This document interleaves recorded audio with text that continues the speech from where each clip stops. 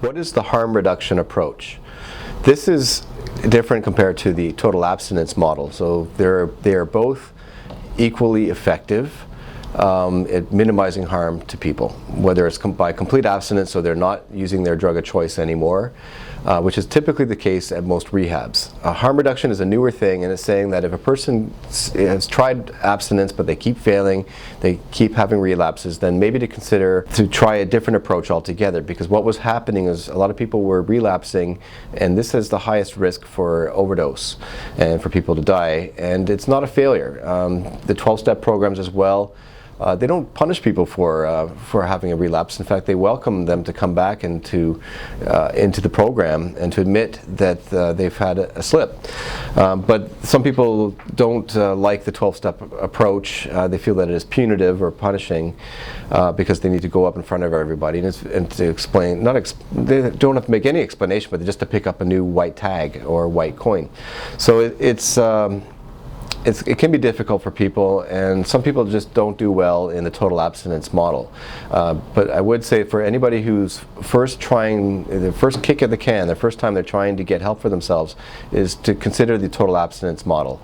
The best way to treat it is to have complete abstinence, in my opinion. This is not easy, and it's not just going cold turkey, it's learning techniques and tools how to avoid a relapse. And this is best learned at a rehab. Going on to harm reduction now. This is for somebody who's tried it several times, tried total abstinence. They weren't able to be successful over the long run.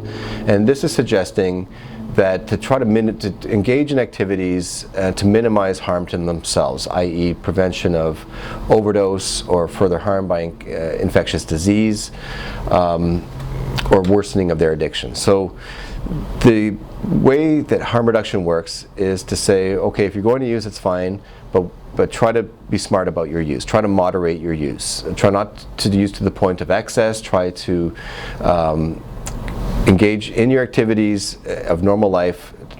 Try not to have a failure of those or breakdown, meaning that there's no loss of work hours or sleeping in or being late.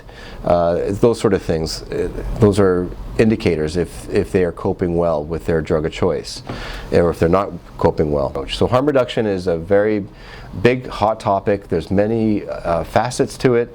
To summarize it, it is compared to total abstinence model. This is generally for people who've tried and failed at total abstinence, and it can include safe injection sites, moderating their intake of drug use, opioid replacement therapy for opioid users like heroin users, and providing safe drugs for consumption like medical grade heroin and others. If you have any questions or comments, please leave it in the comment box below. Thank you.